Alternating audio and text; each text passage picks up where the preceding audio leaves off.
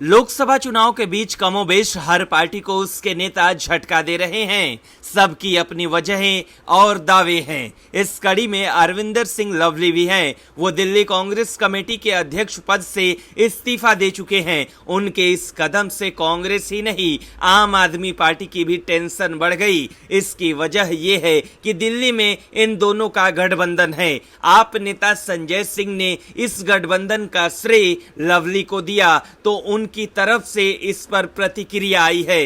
इसमें लवली ने संजय को लेकर ऐसा कुछ कहा है जो उनके दावे को कटघरे में खड़ा कर रहा है।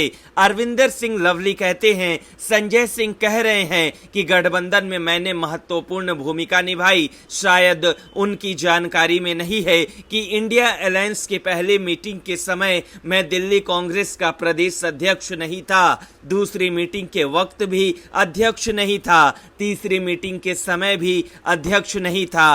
फिर जब गठबंधन का ऐलान हुआ उस वक्त संजय सिंह तो शायद गिरफ्तार हो चुके थे। उनको मेरी भूमिका के बारे में कैसे पता चला, ये तो जांच का विषय है। कौन जेल का अधिकारी था जो पूरी रिपोर्टिंग कर रहा था, इसकी जांच करनी चाहिए कि उनको इतनी जानकारी कैसे हुई।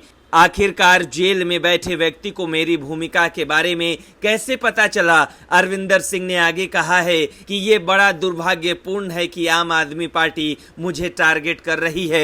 लवली ने कहा कि कांग्रेस के लोग सवाल खड़ा कर रहे हैं, ये समझ में आ रहा है। किसी का मन दुखाया हो तो मैं माफी मांगता हूं, मगर ये समझ में नहीं आ रहा है कि आम आदमी पार्टी का मैंने क्या बिगाड़ा है, वो क्यों मेरे पीछे पड़े हुए हैं। उनके पास अगर अपने लीडर के बेगुनाही के सबूत हैं तो कोर्ट में पेश क्यों नहीं करते। मैंने कोई बदनामी नहीं की है, कांग्रेस नेता पर कोई आरोप नहीं लगाया है। मैंने पार्टी नहीं पद छोड़ा है। पद पर रहूंगा या नहीं ये फैसला करने का मुझे अधिकार है।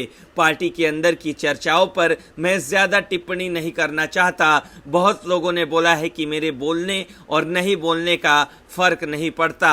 कल मैं प्रभारी जी का बयान सुन रहा था, वो कह रहे थे कि बीजेपी के दबाव में मैंने ऐसा किया है। अगर मेरे ऊपर बीजेपी का दबाव होता तो बीजेपी छोड़कर वापस नहीं आता। उन्होंने आगे कहा कि कांग्रेस को तय करना है कि मुझे पार्टी में रखना है या नहीं।